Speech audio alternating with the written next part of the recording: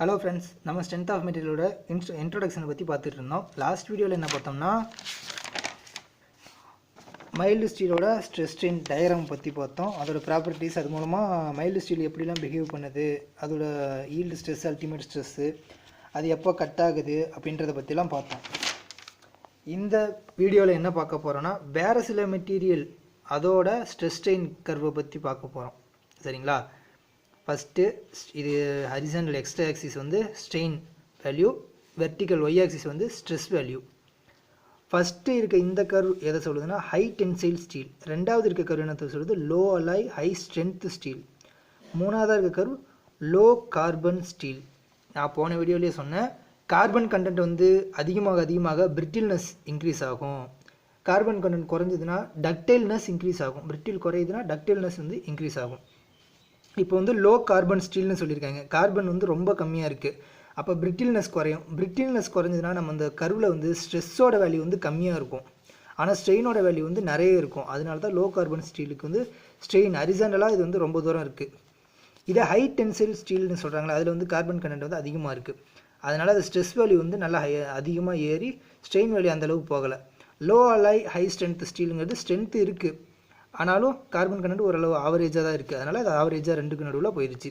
அதாவது ஸ்ட்ரென்த் அதிக ஸ்ட்ரெஸ் தாங்கும். கார்பன் கண்டென்ட் கொடுத்தோம்னா அதிக ஸ்ட்ரென்த்து தாங்கும், பட் வந்து ஸ்ட்ரெயின் வந்து கொடுக்காது. கம்மி ஸ்ட்ரெயின்லேயே அது வந்து பிரேக் ஆகிரும். சேஞ்ச் இன் டைமென்ஷன் அதிகமாக சேஞ்ச் ஆகாது, முடிஞ்ச வரைக்கும் தாங்கும், உடனே கட் ஆகிடும் சின்ன டைமென்ஷன் சேஞ்சிலே. அதுதான் கார்பன் கண்டென்ட் வேல்யூ. இங்கே கார்பன் கண்டென்ட் இன்க்ரீஸ் ஆனதுன்னா ஸ்ட்ரெஸ் வேல்யூ இன்க்ரீஸ் ஆகும், ஸ்ட்ரெயின் வேல்யூ வந்து கம்மியாகும், ஹை ஸ்ட்ரென்த்தாக இருக்கும் அது. சரிங்களா? அதுதான் நம்ம தெரிஞ்சிக்க வேண்டியது. இப்போ அடுத்தது கேஸ்ட் அயான். அந்த அயானோட ஸ்ட்ரெஸ் ஸ்ட்ரெயின் கர்வ் எப்படி இருக்குது அப்படின்னு பார்க்கும்போது இந்த மாதிரி கர்வாக இருக்குது. நோ ஸ்ட்ரெயிட் லைன், பிரிட்டிலாக இருக்கும். கேஸ்ட் அயான் வந்து பிரிட்டில்னஸ் வந்து அதிகமாக இருக்கும். அதாவது ஸ்ட்ரெயின் வேல்யூ கம்மியாக இருக்கும், ஸ்ட்ரெஸ் வேல்யூ வந்து அதிகமாக இருக்கும். சரிங்களா? அதுதான் கேஸ்ட் அயான். இதோட டயக்ராம் எப்படி இருக்குது? வுட்டுக்கு வந்து என்னென்னா ஸ்ட்ரெஸ் இன்க்ரீஸ் ஆக டைரக்ட்லி ப்ரொபோஷனல் டு ஸ்ட்ரெயின். அதாவது ஸ்ட்ரெஸ் எவ்வளோ இன்க்ரீஸ் ஆகுதோ அதுக்கேற்ற மாதிரி ஸ்ட்ரெயின் வந்து இன்க்ரீஸ் ஆகும். ரப்பருக்கு பார்க்கும்போது கம்மி ஸ்ட்ரெஸ்லேயே ஓவர் ஸ்ட்ரெயின் வந்து அது இதாகுது, ஸ்ட்ரெயின் சைடு வந்து அதிகமாக போகுது. சரிங்களா? ஆனால் ஸ்ட்ரெயிட் லைனாக போய் கடைசியில் வந்து கொஞ்சம் ஸ்ட்ரெஸ் வந்து அதிகமாக வாங்கியிருக்கு. இதில் வந்து நம்ம இதோட ப்ராப்பர்ட்டி என்ன தெரிஞ்சுக்கிறோம்னா, ஒரு ரப்பர் பேண்டை நம்ம பிடிச்சி இழுத்தோம்னா அது வந்து ஈஸியாக எலாங்கேட் ஆகும். சேஞ்ச் இன் டைமென்ஷன் வந்து அதிகமாக நடக்கும். அப்போ ஸ்ட்ரெயின் வேல்யூ வந்து அதிகமாக நடக்கும். கம்மி ஃபோர்ஸ், கம்மி ஸ்ட்ரெஸ் கொடுக்கும்போது நமக்கு வந்து அதிக டைமென்ஷன் சேஞ்ச் நடக்கும். அதனால தான் ஸ்ட்ரெயின் வேல்யூ அதிகமாக இருக்குது, ஸ்ட்ரெஸ் வேல்யூ கம்மியாக இருக்குது. சரிங்களா? ஆனால் அந்த கடைசியில் போயிட்டு அப்படியே கொஞ்சம் மேலே ஏறி இருக்குது பார்த்தீங்களா? அதாவது ரப்பர் பீற அந்த ஸ்டேஜில் வந்து டைமென்ஷன் வந்து சேஞ்ச் ஆகாது. இப்போ நம்ம ரப்பரை ஃபுல்லாக இழுத்து பிடிச்சிட்டோம்னா இவ்வளோ தான் நம்மளால் இழுக்க முடியும். அந்தளவு இழுத்துட்டு அதுக்கப்புறம் கொஞ்சம் எக்ஸ்ட்ரா கொஞ்சம் கஷ்டப்பட்டு ஃபோர்ஸ் கொடுத்தோம்னா தான் ரப்பரை வந்து பிக்க முடியும். அந்த எக்ஸ்ட்ரா கஷ்டப்பட்டு ஃபோர்ஸ் கொடுக்கும்போது டைமென்ஷன் வந்து சேஞ்ச் ஆகாது, ஆனால் நம்ம கொடுக்குற ஃபோர்ஸ் மட்டும் அதிகமாகும். அதுதான் இந்த இடத்துல சேஞ்ச் ஆகிருக்கு. ஸ்ட்ரெயின் வேல்யூ வந்து அதிகமாகவும் ஸ்ட்ரெஸ் மட்டும் அதிகமாக இருந்திருக்கு. அதுக்கப்புறம் இதோட கட் ஆகிடுச்சு. அடுத்து காங்கிரீட்டுக்கு பார்க்கும்போது இதுவும் நோ ஸ்ட்ரெயிட் லைன் தான், இந்த மாதிரி இப்படி கர்வாக போய் தான் முடிஞ்சிடும். அடுத்தது பியூர் கோல்டு வந்து பிரிட்டிலாக தான் இருந்திருக்கு. அதனால தான் இந்த பிரிட்டில்னஸ் அதிகமாக இருந்திருக்கு. ஃபுல் பிரிட்டில்னு சொல்ல முடியாது, பிரிட்டில்னஸ் அதிகமாக இருக்குது, ஆனால் ஸ்ட்ரெயின் வேல்யூ கொஞ்சம் இருந்திருக்கு. இப்படியே போகுது.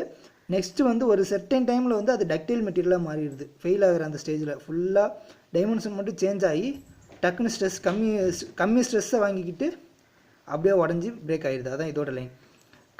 கோல்டோட கொஞ்சம் காப்பரை மிக்ஸ் பண்ணோம்னா அது கொஞ்சம் டக்டைல்னஸ் வந்து இன்க்ரீஸ் ஆகிடுது. நம்ம கோல்டோட அந்த மாதிரி காப்பர் ஏதாவது மிக்ஸ் பண்ணி தான் நகை ஏதாவது செஞ்சு போட்டுக்கோம் இது மாதிரி. ஏன்னா அப்போ தான் நமக்கு வந்து நம்ம கொடுக்குற ஷேப்புக்கு வந்து வளைஞ்சு கொடுக்கணும்னா டக்டைல்னஸ் வந்து அதிகமாக இருக்கும். வெறும் பியூர் கோல்டை வச்சு வளைக்க முடியாது, ஏன்னா அதுக்கு பிரிட்டில்னஸ் வந்து அதிகம், டக்குன்னு உடஞ்சி போயிடும். ஆனால் டக்டைல்னஸ் அதிகமாக இருக்குது காப்பர் கலந்த உடனே. இதை பார்த்தோம்னாலே தெரியும், ஏன்னா ஸ்ட்ரெயின் வேல்யூ வந்து இதை விட இதுக்கு வந்து அதிகமாக இருக்குது. சரிங்களா? அதனால தான் கோல்டோட காப்பர் கலந்து நம்ம வந்து யூஸ் பண்ணுறோம் நகை செய்யறதுக்காக, ஜுவல்லரி செய்யறதுக்கு. அடுத்து லீனியர் எலாஸ்டிக். அடுத்து ஒவ்வொரு மெட்டீரியலுக்கும் எப்படி ஸ்ட்ரெஸ் ஸ்ட்ரெயின் கர்வ் வருதுன்னு பார்த்துட்டோம். இதோட ப்ராப்பர்ட்டி லீனியர் எலாஸ்டிக், அதாவது ஹூக்ஸ்லாம் வேலிட் ஆகணும். ஸ்ட்ரெஸ் வந்து டைரக்ட்லி ப்ரொஃபஷனல் டு ஸ்ட்ரெயினாக இருக்கணும். அப்போ என்ன வரும்? இந்த மாதிரி ஸ்ட்ரெயிட் லைனாக வரும். இதுதான் லீனியர் எலாஸ்டிக்னு சொல்லுவாங்க. பெர்ஃபெக்ட்லி பிளாஸ்டிக் அப்படின்னா ஒரு செர்டைன் ஸ்ட்ரெஸ் வேல்யூவுக்கு வந்து ஸ்ட்ரெயின் வேல்யூ வந்து இன்க்ரீஸ் ஆகிட்டே போகணும். ஒரு சில லோடு வந்து கொடுத்துட்டோம்னா அதோட ஸ்ட்ரெயின் வேல்யூ வந்து இன்க்ரீஸ் ஆகிட்டே போகும். இப்போ இந்த அளவு ஸ்ட்ரெஸ்ஸில் அதோட ஸ்ட்ரெயின் வந்து இன்க்ரீஸ் ஆகிட்டே போகுது கிராஜுவலாக, ஸ்ட்ரெயிட் லைன் மாதிரி வருது ஹரிசாண்டலாக. இதுதான் பர்ஃபெக்ட்லி பிளாஸ்டிக்காக இருக்குது.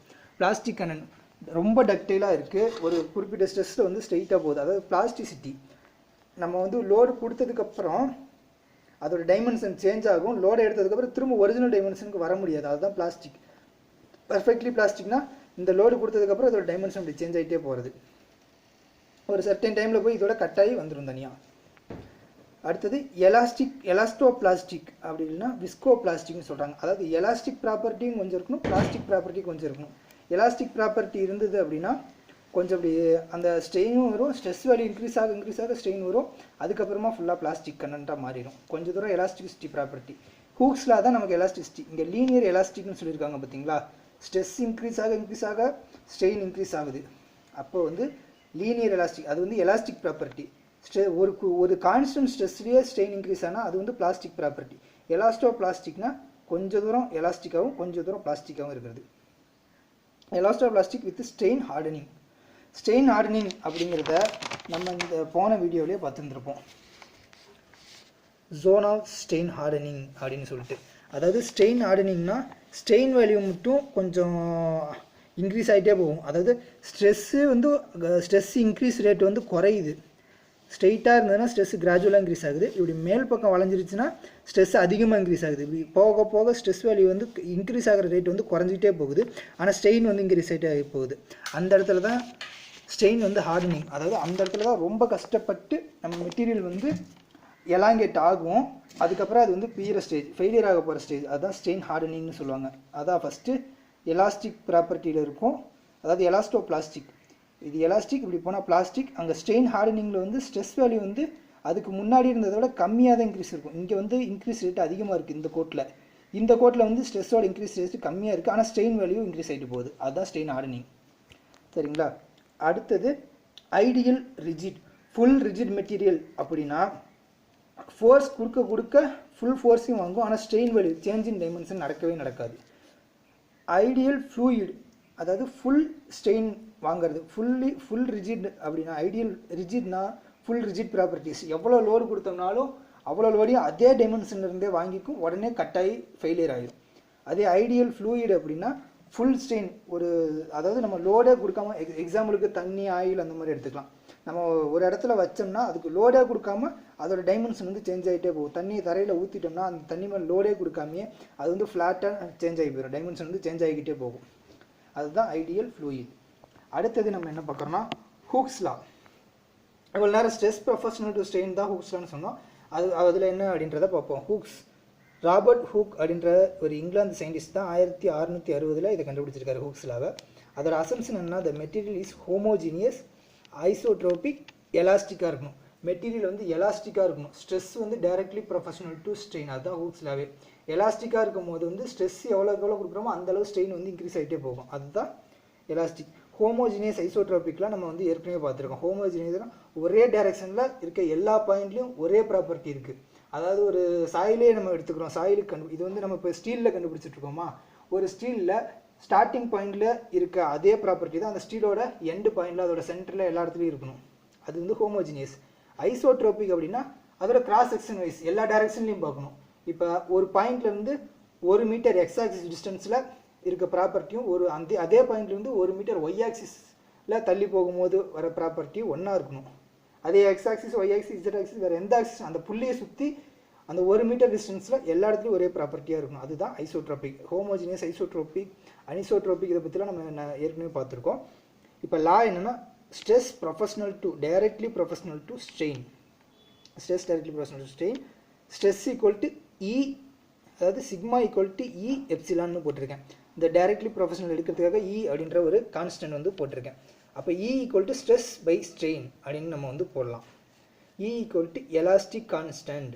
நம்ம வந்து எலாஸ்டிக் ப்ராப்பர்ட்டி மெட்டீரியலுக்கு தான் இது இந்த தியரி யூஸ் ஆகுது. அதனால் அதை எலாஸ்டிக் கான்ஸ்டன்ட் இல்லைனா யங்ஸ் மாடுலஸ் ஆஃப் எலாஸ்டிசிட்டி அப்படின்னு நம்ம வந்து இ வேல்யூவை சொல்கிறோம். நமக்கு ஸ்ட்ரெஸ் வந்து எப்படி கண்டுபிடிக்கணும்னு முன்னே பார்த்தோம். பி டிவைடட் பை ஏ, கொடுக்குற load divided by cross sectional area stress. Strain வந்து change in dimension by original dimension. Length வைஸாக சேஞ்ச் ஆகுதுன்னா change in length by original length. நம்ம இதை தான் நம்ம ஃபுல்லாக இந்த சப்ஜெக்டில் பார்க்குறோம். லென்த் வைஸாக சேஞ்ச் ஆகிறது தான் மெயினாக பார்ப்போம். அப்போ del L divide by L. இப்போ E equal to stress by ஸ்ட்ரெயினா, ஸ்ட்ரெஸ் வேல்யூ பி பை ஏவையும் strain value del L by எல்லையும் போட்டு அதை சிம்பிளிஃபை பண்ணோம்னா del L equal to PL by AE அப்படின்ற வேல்யூ கிடைக்குது. கொடுக்குற லோடு அதோட original dimension L divided by அதோட கிராஸ் செக்ஷன் ஏ, அதோட யங்ஸ் மாடுலஸ் வேல்யூ இ, இதெல்லாம் இருந்ததுன்னா அது மூலமாக டெல் எல் அது அந்த கொடுக்குற லோடுக்கு ஏற்ற மாதிரி எந்த அளவு அதோட டைமென்ஷன் வந்து சேஞ்ச் ஆகும் அப்படின்ற வேல்யூவை நம்ம வந்து இந்த ஈக்குவேஷன் மூலமாக கண்டுபிடிக்கலாம். டென்ஷனில் இதோட வேல்யூ பாசிட்டிவாக இருக்கும், கம்ப்ரஷனில் இதோட வேல்யூ நெகட்டிவாக இருக்கும். ஏன்னா கம்ப்ரஷனில் வந்து அதோட ஒரிஜினல் டைமென்ஷன் வந்து குறையும், அப்போ இந்த வேல்யூ முன்னாடி மைனஸ் போட்டுக்கணும், டென்ஷனில் வந்து ப்ளஸ் போட்டுக்கணும். இதுதான் நம்ம வந்து பார்க்க போகிற ஹூக்ஸ் லாவே. நம்ம வந்து இந்த மைல்டு ஸ்டீல்லையே கூட இந்த இடத்துல இ அப்படின்ற ஒரு இது போட்டிருப்போம், யங்ஸ் மாடுலஸ். அதாவது இப்போ இது இ அப்படின்னு வச்சுக்கோங்க, இதில் இருந்து ஒரு ரைட் ஆங்கிள் ட்ரையாங்கிள் ரெடி பண்ணோம்னா இந்த சைடு என்னது ஸ்ட்ரெஸ், வெர்டிக்கல் லைன் என்னது நம்ம வந்து ஸ்ட்ரெஸ்ன்னு பார்த்துருக்கோம், ஹரிசாண்டல் லைன் என்னது ஸ்ட்ரெயின்னு பார்த்துருக்கோம். சரிங்களா? இப்போ நம்ம இதை எப்படி எழுதலாம்னா இ அதாவது டேன் இ, இங்கே இங்கிற ஆங்கிள் இருக்கா, ஆப்போசிட் பை அட்ஜசன்ட் என்னது டேன் டீட்டா. அப்போ tan E equal to stress by ஸ்ட்ரெயின்னு போடலாம், tan E equal to stress by strain அப்படின்னு போடலாம். டேன் வேல்யூ வந்து ரொம்ப இதாக மினிமமாக இருக்கிறதுனால இ ஈக்குவல் டு டேன் இன்னு வச்சுக்கலாம், டேன் வந்து தேவையில்லை. அப்போ E equal to stress by strain, sorry இது இயில் ஸ்ட்ரெயின், ஸ்ட்ரெஸ் பை ஸ்ட்ரெயின். இந்த டயராம்லேருந்து நம்ம வந்து ஸ்ட்ரெஸ் பை ஸ்ட்ரெயின் வேல்யூ வந்து கண்டுபிடிச்சிக்கலாம். இதுதான் ஹூக்ஸ்லா. ஹூக்ஸ்லால் டெரைவ் பண்ண value E equal to stress by strain அப்படின்னு தான் வந்திருக்கு. அடுத்தது நம்ம பிரிட்டில்னஸ், டக்டைல்னஸ், இந்த மாதிரி ஒரு சில ஒவ்வொரு மெட்டீரியலுக்கும் ஒரு சில ப்ராப்பர்ட்டி இருக்கும். அதை பற்றி நெக்ஸ்ட் வீடியோவில் பார்ப்போம். அந்த வீடியோவோட இன்ட்ரோடக்ஷன் வந்து நமக்கு முடியுது. இந்த வீடியோ பிடிச்சிருந்தா லைக் பண்ணுங்கள், ஷேர் பண்ணுங்கள், மறக்காமல் என்னோட சேனலுக்கு சப்ஸ்கிரைப் பண்ணிடுங்க, பெல் பட்டனை ப்ரெஸ் பண்ண மறந்துடாதீங்க. தேங்க்யூ.